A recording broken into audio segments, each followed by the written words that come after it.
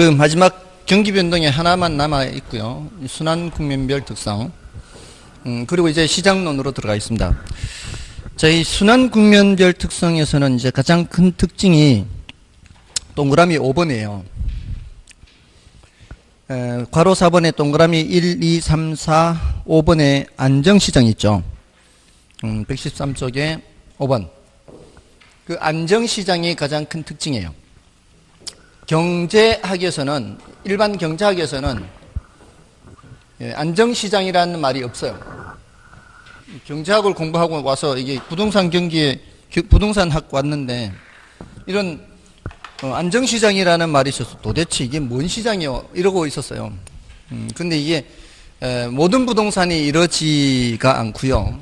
이제 이런 성격을 갖는 부동산이 있어서 따로 얘기를 하는 거예요. 그러니까 부동산 경기에서만 독특하게 얘기하는 게 이 안정시장인데, 이거는 이제 그 소규모 주택이나 도심지 점포 있죠. 이런 것들은 경기를 잘 안 타요. 도심지는 뭐 공실 별로 없잖아요. 그리고 소규모 주택은 뭐 다른 데 뭐 경기가 좋다 그래도 이건 뭐 그렇게 많이 올라가지 않고요. 그리고 또 다른 데 안 좋다 해도 많이 떨어지지도 않아요.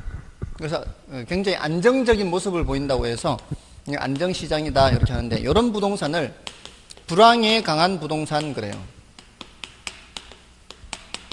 불황에 강한 부동산. 거꾸로 얘기하면 호황에는 약할 수도 있는 거죠.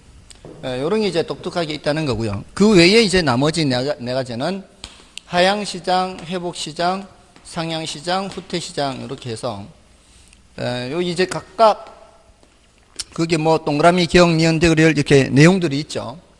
그런 내용들이 이제 주제별로 공통되어 있는 것들이 많아요. 예를 들어서 거래는 어떠하다, 가격은 어떤 움직임을 보인다, 매수인이나 매도인 중에서는 누구를 중시해야 된다, 또는 과거 사례 가격은 어떤 의미가 있다, 또는 뭐 공실은 어떤 흐름을 보인다, 이런 주제들이 있단 말이에요. 그 주제들별로 이제 그 항목들이 이제 나열되어 있는 거예요. 여기에서 예를 들면 이제 이걸 표시를 한다면 이렇게, 여기가 후퇴거든요. 여기가 하향, 여기가 회복, 여기가 상향, 다시 여기 후퇴, 이렇게 각 주제별로 이거 거래가 어떤지를 이제 읽는 거예요. 그러니까 거기 기억, 니은, 디귿, 리을을 읽을 때 요거를 그려놓고 읽으면 쉬워요. 예를 들어 자, 이 상향시장 안 읽어도 이때 거래가 어떻겠어요? 굉장히 활발하겠죠. 많겠죠. 이때는 밥 먹을 시간도 없다고 해요. 계약서 쓸 때 거래가 많으니까. 그러니까 안 먹어도 배가 부르죠.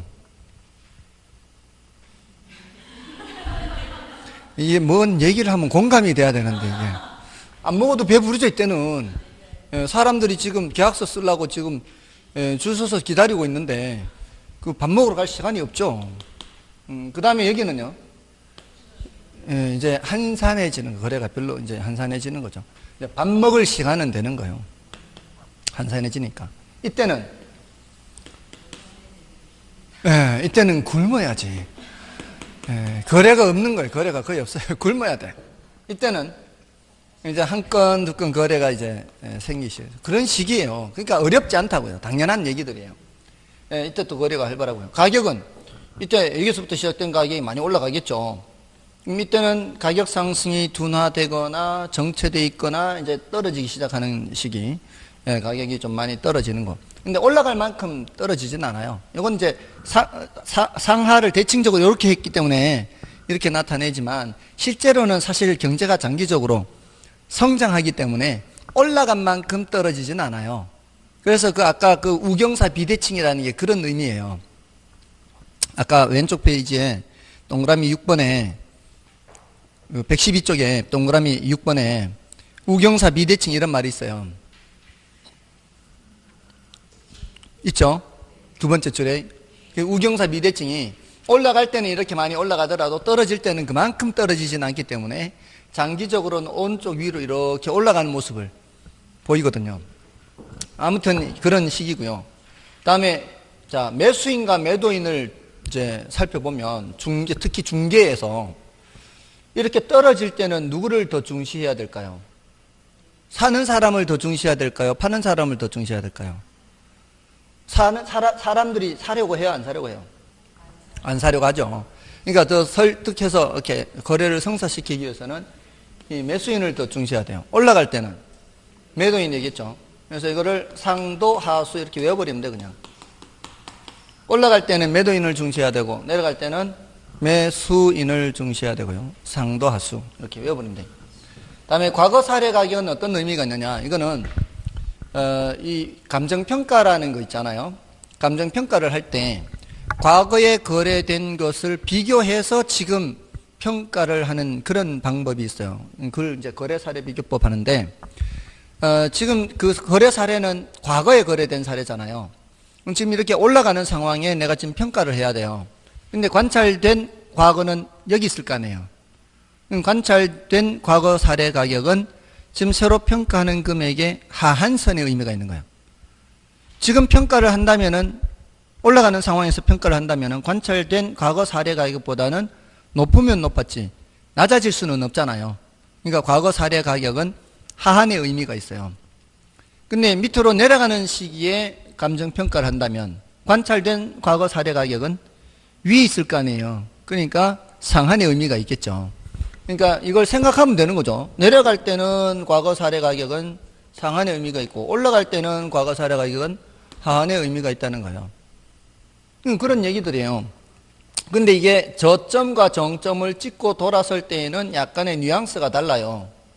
이걸 이제 기준 가격이라고 하는데, 기준 가격의 의미가 포함되어 있는 거는 여기 꺾였을 때, 어떨 때는 기준 가격도 포함되어 있지만 전체적으로 지금 단계에서는 올라갈 때는 하한의 의미, 내려갈 때는 상한의 의미, 또 매수인 매도인 중시를 얘기할 때도 전체적으로 올라갈 때는 매도인 중시, 내려갈 때는 매수인 중시인데, 이때는 회복 단계에서는 매도인 중시로 바뀐다 그래요. 매수인 중시에서 매도인 중시로 바뀐다. 이거는 매도인 중시가 강화된다. 그러니까 표현의 뉘앙스의 차이는 있지만 그거는 뭐 나중에 조금 더 살펴보면 되는 거고, 전반적으로는 그렇다 이 말이에요. 또는 공실 같은 건 어떻게 되겠어요? 내려갈 때는 공실이 많아지는 거고, 올라갈 때는 공실이 줄어드는 거고. 자, 이런 내용들 위주로 돼 있어요. 그게 기억, 니은, 디귿, 리을이. 그러니까 이걸 그려놓고 이렇게 읽으시면서 이런 주제별로 보잖아요. 이렇게 주제별로. 이렇게 보는데 읽어서 이해가 안 된다. 그러면 그냥 패스하면 되니까. 아시겠죠? 우리 가장 강력한 무기가 뭐예요? 패스. 시험 칠 때도 마찬가지예요. 실전에서 시험 칠 때도 뭔 소리인지 모른다? 패스. 됐죠? 정신 건강이 제일 중요해요. 자, 그 다음에 이제 거미지 모형은 나중에 할 거니까 넘어가시고요. 자, 이제 시장론을 좀 보겠습니다. 시장론. 오늘의 마지막 주제입니다. 시장론.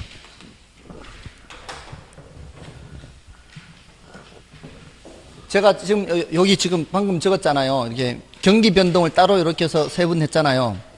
이런 주제들을 적어놓고 체크하시라고요. 이런 주제들을. 다음에 이제 시장론은 이건 이제 부동산 시장의 특성이라는 게 많이 나오고요. 부동산 시장의 기능이라는 주제를 플러스 알파로 볼 거예요. 그 다음에 이제 효율적 시장 이론이 있고요. 여기는 이제 할당적 효율성이라는 개념을 추가로 보면 돼요. 요거는 뭐 원래 주식시장에서 나온 이론인데 제 부동산 시장에 적용하는 거고요. 그 외에 이제 다른 내용들도 있어요. 근데 우리 교재에서 요걸 하고 바로 이제 다른 것들은 빼고요. 바로 이제 정책론으로 넘어갈 거예요. 그래서 우리 교재에서는 123쪽부터 137, 8쪽인가요? 9쪽인가요?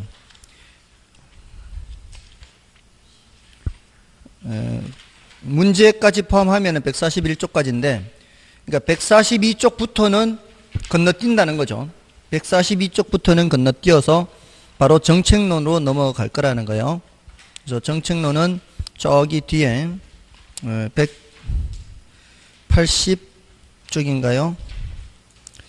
178쪽인가요? 179쪽 바로 건너뛸 거예요. 그 앞부분만 좀 하고요.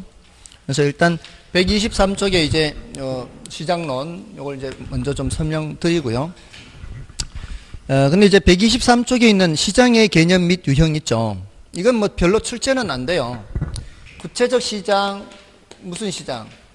추상적 시장 이런 말 하죠. 구체적 시장은 사고 파는 장소를 말해요. 무슨 그 농수산물 시장 이런 거 있잖아요. 농수산물 시장. 이건 구체적인 장소를 말하는 건데 우리가 말하는 거는 어떤 시장을 말하는 거예요? 추상적 시장을 말하는 이게 원칙이에요.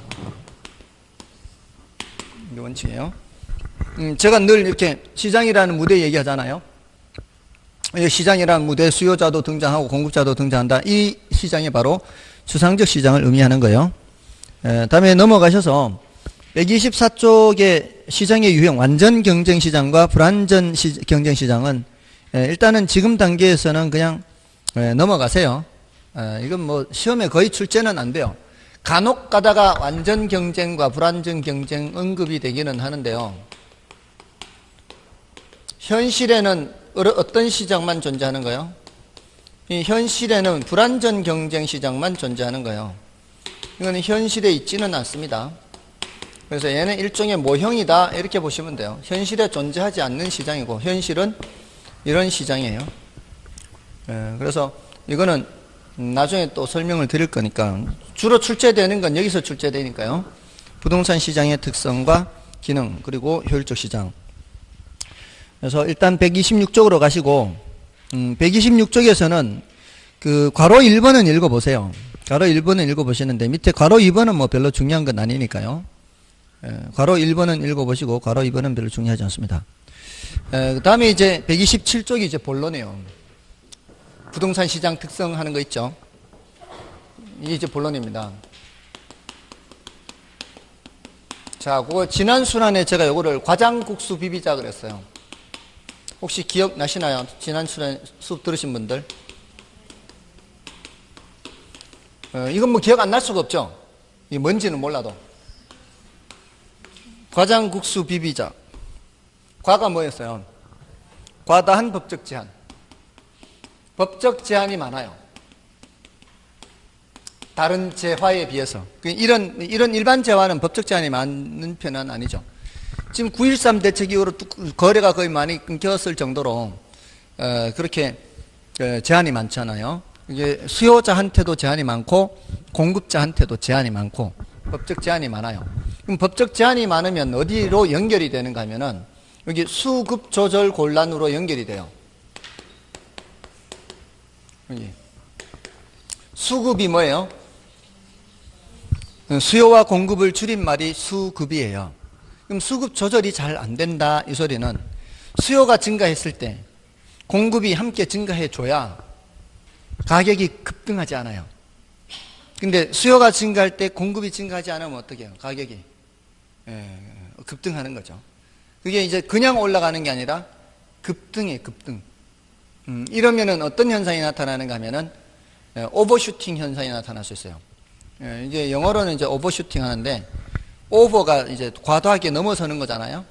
그러니까 이게 적당한 수준이 서서히 올라갈 때는 적당한 수준까지 올라가면 이제 더 이상 올라가자고 이게 잠잠해지는데 빠른 속도로 올라갈 때는 적당한 수준을 지나쳐서 올라가는 거예요. 그러면 이게 뭐가 끼는 거예요? 거품이 끼는 거품. 심리 효과 때문에. 거품이 끼면 또 거품이 빠지잖아요. 빠질 때 바로 이 적당한 수준까지 빠지는 게 아니라 이렇게 돼, 이렇게. 이렇게 되는 거죠. 이게 단기적으로 법적 제한이 많으면 수급 조절이 잘 안 되고요. 수급 조절이 잘 안 되면은 가격이 들쭉날쭉 이렇게 변해요. 이걸 가격 왜곡 현상이래요. 가격 왜곡. 비트코인 가격이 오르락 내리락 하잖아요. 이게 이제 그런 과정이에요. 지금 그런 과정을 거쳐서 이런 거는 이제 단기적으로 그렇고요. 장기적으로는 어때요? 가격이 움직이면서 제자리를 찾아가죠. 그러니까 요 가격 왜곡 현상은 단기적 현상이에요. 요거도 질문해요. 장기적으로 가격 왜곡 현상이 나타난다. 이러면 틀리는 거예요. 장기적으로는 제자리 찾아가기 때문에 왜곡이 없어지는 거예요. 거품이 빠지고 하면서 이렇게 제자리 찾아가는 거예요. 아셨습니까? 요거 이제 가격 왜곡 현상 이렇게. 물론 이제 수급 조절이 곤란한 거는 얘만 있는 건 아니에요. 특히 수요 조절이 어려워요? 공급 조절이 어려워요? 특히 공급 조절이 어려워요. 공급 조절이 어려워서 특히 이제 시간이 많이 걸리잖아요. 생산하는데. 그런데다가 이런 법적 제한도 많고 이런 것 때문에 이제 이런 현상이 나타난다는 거예요. 다음에 장기성이죠. 이건 매매 기간이 긴 거죠. 매매 기간이 길어요. 그럼 이거는 환금성이 떨어지겠죠. 현금화하기가 곤란해요. 유동성이 낮습니다. 그 다음에 국지성, 국지성. 특히 국수가 시험에 많이 해요. 국수가. 국지성은 지역에 따라 좀 다르다는 거죠. 여기 지금 이쪽 동네는 요즘 어떤가요? 그거 뭐로 지정됐죠? 무슨 뭔 지역이라고 하죠? 조정지역? 조정지역? 네, 조정지역. 투기과열지구 뭐 이런 거요? 세 가지 다 적용돼요? 아, 그래요? 그럼 여기도 별로 거래가 지금 많이 안 되는 거예요? 아무튼 그런 지역별로 이렇게 규제 제한도 그런 식이요. 제한이 많고요. 또 그런 제한이 없다 할지라도 지역에 따라 좀 다르다고 볼 수 있어요. 한 4, 5년 전만 해도 저 남쪽이 괜찮았거든요. 4, 5년 전, 5, 6년 전에 서울 쪽이 별로 안 좋았을 때. 근데 저쪽이 좀 괜찮았단 말이에요. 그럼 저도 수업을 할 때 좀 이렇게 괜찮은 동네로 미리부터 내려가야 되는데 지방으로 안 내려가려고 별로 좋지도 않은 수도권에 있다가 다들 저기 가면 그래도 좀 뭐 파이라는 게 좀 있잖아요. 근데 뒤늦게 내려갔더니만 그럼 저기 안 좋아지고 또 서울 수도권이 좋아지고 저는 뭐 별로 돈하고는 상관없는 사람이에요. 일생을 살아도. 그러니까 좀 어떻게 돈 좀 이렇게 잘 붙는 사람 좀 따라다녔으면 좋겠어요. 혹시 여러분 중에 그런 분 안 계시나요? 다닐 때마다 돈 붙고 이러지 않아요, 혹시? 그러면 좀 따라다니고 싶어요. 아까 소득이 줄었다 그랬죠, 참. 혹시 작년보다 소득 는 사람 없나요, 여기? 좀 따라 좀 다니게. 아무튼 지역에 따라 좀 다르다는 거죠. 국지성. 이건 뭐 당연한 거고요. 부동성으로 인하죠. 부동성. 다음에 BBB는 뭐였어요? 상품이 거래되는 시장에서. 상품은 비표준화성이에요. 거래는 비공개예요. 시장은 비조직적이에요. 이런 것들은 주로 개별성하고 관련이 있어요. 이런 특성이 있고요. 다음에 요거는 자금의 유용성 여부에 따라 영향을 많이 받아요. 이것은 고가성 때문이죠. 다른 재화에 비해서 가격이 좀 셉니다. 그러니까 얼마나 자금을 대출받을 수 있느냐 이거예요. 자금의 유용성. 여기에 따라 영향을 받고요. 또 현실의 시장이기 때문에 부동산 시장은 당연히 불안전 시장이에요. 현실의 시장은 전부 다 불안전 시장입니다. 자, 뭐 이런 얘기들입니다. 자, 이런 얘기들이 이제 과장국수 비비자의 얘기고요. 다음에 이제 그 129쪽에 부동산 시장의 기능 있죠. 자, 요거는 뭐 그렇게 자주 출제는 안 되는데 제가 요거 지난 순환에도 말씀을 드릴 때 우리 자본주의 경제 체제에서는 자원 배분이라는 걸 누가 담당하고 있다? 시장이 담당하고 있다. 이거 시장 기능이에요, 시장 기능. 그러니까 부동산 시장을 말하는 것뿐만이 아니라 모든 시장에 공통된 기능이 무슨 기능? 자원 배분 기능. 시장이라는 어떤 경제 체제에 존재하는 자원 또는 상품 이런 것들, 자원을 생산해서 상품을 생산하고 할 때 사회주의 경제 체제에서는 누가 하고요? 국가가 하고 자본주의 경제체제에서는 시장이 한다. 그게 이제 자원 배분 기능이 가장 중요한 기능이에요. 자원 배분 기능. 다음에 이제 교환 기능인데 고라고 한다면 자고가 정량 이렇게 돼요. 자고가 정량. 정량 자고가가 아니고 자고가 정량 이렇게. 그거는 교환 기능이에요. 교환 기능. 교환 기능. 가는 가격 창조 기능이에요. 다음에 정보 제공 기능이에요. 다음에 양과 질 조절하는 기능이에요. 근데 사람들이 기억을 할 때 과장국수 비비자만 기억하고 자고가 정량만 기억하고 이러면 아무 소용이 없죠. 내용을 생각해야 되는데 자원 배분 기능이 제일 중요한 기능이고요. 가격 창조 기능이 그 다음이에요. 이 두 개. 자본주의 경제체제에서 누가 자원 배분한다? 시장이. 근데 특히 부동산 시장의 경우에는 요 기능이 들어요. 가격 창조 기능. 부동산 시장에서는. 가격 창조 기능. 요거는 뭘 뜻하는가 하면은요. 가격이 만들어진다는 거잖아요. 일반적인 시장에서는 가격이 창조된다 이런 표현 잘 안 써요. 자연스럽게 형성되는 거죠. 근데 여기서는 수요자와 공급자 사이에서 매수인과 매도인 사이에서 협상에 의해서 가격이 결정된다는 거예요. 협상에 의해서 가격이 결정되는 경우가 많다는 얘기예요. 협상에서 결정된다는 거죠. 협상에 의해서 자연스럽게 형성되는 게 아니고. 그럼 이렇게 협상에 의해서 가격이 결정된 것은 다음에 다른 사람이 거래할 때도 또 하나의 정보가 돼요. 그래서 그걸 바탕으로 또 거래를 하게 되고요. 기존의 가격은 사라지고 또 새로운 가격이 만들어지고 소멸되고 새로운 가격 만들어지고 이런 과정이 반복된다는 거예요. 이걸 이제 가격 창조 기능 이렇게 하고요. 교환 기능은 이건 초딩 4학년 수준이에요. 초등학교 4학년 책에 나옵니다. 시장의 기능해서 교환 기능 이렇게. 아시겠죠? 돈하고 물건하고 교환되잖아요. 초등이 4학년 수준의 기능. 이 정보 제공 기능이 아주 중요한 기능입니다. 사실 시장에서 형성되는 것은 가격 정보라든가 이런 것들이 수요자 공급자에게 의사결정하도록 도와주는 거예요. 그런 과정에서 이제 양과 질이 조절된다 그래요. 이건 양과 질이 조절되는 것도 다 가격에 의해서 조절이 돼요. 가격에 의해서. 양이 모자라면 어떻게 되겠어요?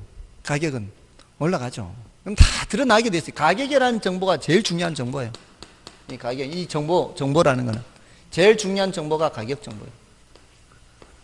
이게 다 드러나게 돼 있어요. 가격에. 이런 정보, 이 양이나 질 이런 것들이 그런 과정에서 저게 조절이 된다는 이 얘기입니다. 자, 이렇게 해서 부동산 시장의 특성과 기능을 했고요. 마지막 주제가 고 이제 효율적 시장 이론이에요. 이게 마지막 주제. 어제 공법 몇 시까지 했어요? 모르겠어요. 그 강조하실 필요 없어요. 참고로 물어본 거예요. 지금 2시 안 돼서 끝내달라 이런 뜻이죠. 근데 지난주에 이미 약속했잖아요. 오늘 많이 힘드시죠? 저도 이렇게 오랫동안 하고 싶은 생각 별로 없는데 시간이 따로 하루 나오는 것보다는 조금 더 하는 게 낫다고 지난주에 합의했잖아요. 합의 안 하고 제 일방적인 얘기였어요? 죄송합니다. 그러든 말든 제가 하는 대로 하는 거죠. 뭐. 자, 이제 효율적 시장 이론이에요. 예전에는요, 사실은 요즘은 예전에 비해서 사람들이 공부를 진짜 많이 안 하는 거예요. 정말. 예전에 사람들은 월, 화, 수, 목, 금, 토까지 수업이 있었고요. 민계, 공은, 보강까지 했어요. 보강까지. 그럼 8주가 나오면은 한 주를 더 했어요. 9주 했어요. 민계, 공은. 그러면 보세요. 월, 화, 수, 목, 금, 토까지 하는데 일요일은 4번인데 민법, 개론, 공법을 하루씩 일요일 날 보강 들어가면 수험생분은 28일 중에 하루 쉬는 거예요. 4주 중에 하루 쉬는 4주 중에 하루. 그러고도 많이 해주면 좋다 그랬어요. 요즘 사람들은 공부를 너무 안 해, 너무 안 해. 근데 합격하는 거는 별 차이 없는 거 보면은 사람들이 지능이 엄청 한 10년, 15년 사이에 사람들이 지능이 엄청 발달한 것 같아요. 어떻게 그래 되는지 모르겠어. 아니면은 가르치는 걸 잘 가르치게 됐거나. 자, 아무튼, 자, 이 효율적 시장이론은 이게 주식시장을 설명하는 이론이었어요. 주식시장을 생각하면 돼요. 근데 이게 부동산 시장에 적용하는 건데, 여기는 정보의 효율성이에요. 정보가 반영되느냐, 그렇지 않느냐로 효율성을 따져요. 정보가 반영되면 뭐고요? 효율적이에요. 정보가 반영되지 않으면 비효율적이죠. 자, 오늘도 지금 주식 가격이 오르락 내리락 하고 있습니다. 주가가. 거기에는 뭔가가 정보가 계속 반영되고 있다는 뜻이에요. 자, 근데 그 반영되는 정보의 수준에 따라 효율성을 구분해요. 이미 과거에 발표된 정보, 이미 다들 알만한 그런 정보가 반영되어 있으면 그거는 효율성이 약하다 그래서 약성 효율성 그래요. 현재 공표 정보가 반영되어 있는 수준, 이거는 준강성 효율성이라 그래요. 아직 발표하지도 않은 내부 정보가 반영되어 있는 수준은 강성 효율성이라고 얘기합니다. 근데 이거는 현실적으로 존재할 수가 없습니다. 아직 발표하지도 않은 정보가 주가에 반영되어 있다? 이거는 있을 수가 없죠. 만약에 그렇다면은 발표하지 않은 정보를 가지고 와서 다른 사람보다 더 높은 이윤을 얻을 수가 없어요. 근데 많은 사람들이 내부 정보를 가져와서 그런 반칙 같은 걸 하죠. 그러면은 그런 거 처벌도 하잖아요. 그 이유가 뭐겠어요? 다른 사람들은 모르는 상황에서 내부 정보를 가져와서 이윤을 얻을 수 있다는 뜻이잖아요. 주가에는 아직 반영이 안 돼 있는 정보를 가져 나오는 거 아니에요. 그러니까 현실적으로는 발표하지 않은 정보가 주가에 반영되어 있는 것은 있을 수가 없다는 거죠. 그렇지만 개념상으로는 이렇게 구분을 하자는 거예요. 개념상으로는. 근데 이제 이게 약성이냐 준강성이냐 하는 것은 현실적으로는 여기까지인데요. 이건 현실에 있지는 않고요. 이거는 시대나 장소에 따라서 이게 반영되는 수준이 다르다고 볼 수 있다는 거예요. 5, 60년 전에는 뭐 라디오도 별로 없는 그런 상황에서는 정보의 전달 속도가 굉장히 느리죠. 근데 요즘은 어떻습니까? 무슨 소식이 나오면 바로 그냥 인터넷을 통해서 바로 전파가 되죠. 그 정보 전달 속도가 굉장히 빠릅니다. 그리고 꼭 그렇게 신속하게 정보가 반영되지는 않는다 할지라도 과거에 비해서 요즘은 뭐 좀 모르는 거 있으면은 다 그냥 네이버 누나가 알려주잖아요. 그 네이버 다 알려주잖아요. 얼마나 신속해요. 웬만한 건 검색하면 다 나옵니다.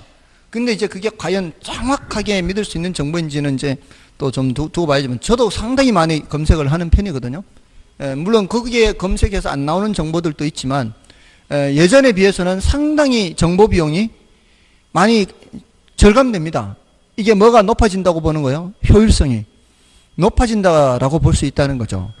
아무튼 약성 효율성, 중강성 효율성 어디에 해당하는지는 조금은 이제 다를 수 있어요. 근데 현실적으로는 어디까지는 가능하다? 중강성까지는 가능하다. 그러면 약성 효율적 시장은 어느 정도 수준의 정보가 반영된다고요? 과거 정보가 반영되는 거고요. 여기는 과거 정보뿐만이 아니라 현재 공표 정보까지 반영되는 거고, 이거는 과거 정보, 현재 공표 정보뿐만이 아니라 미공표 정보까지 반영되는 것이 바로 강성 효율성이죠.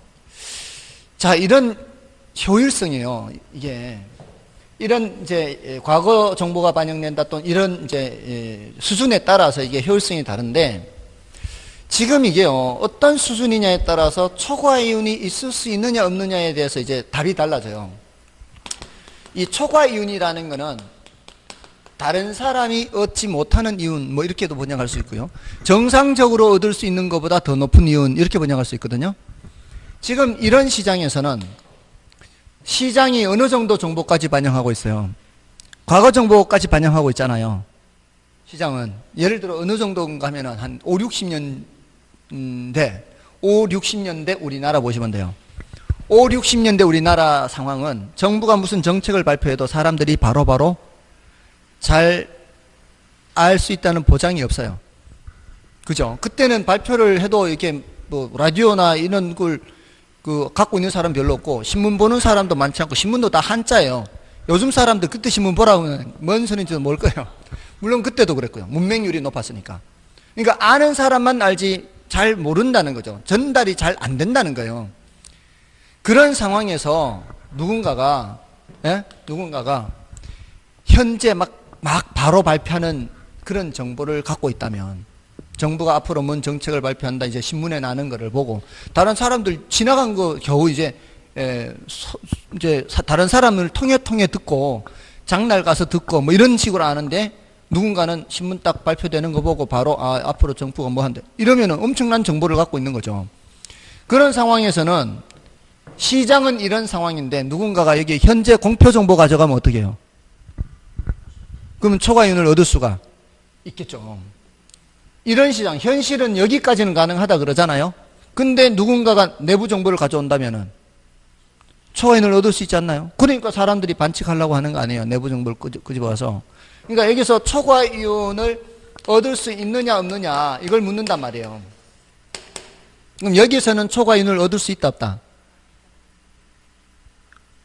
가능할 수는 있다는 거예요. 여기서 어떤 정보를 가져가면은, 현재 공표 정보를 가져가면은 초과이윤을 얻을 수 있어요. 또는 아직 발표하지 않은 정보. 그 당시에도 왜 내부적으로 정부가 논의하고 있는 게 있을 거 아니에요. 각 부처별로라든가 이런 거. 그런 정보 가져가면은 초과이윤을 얻을 수 있지 않나요? 여기도 이런 정보 가져가면 초과이윤을 얻을 수 있죠.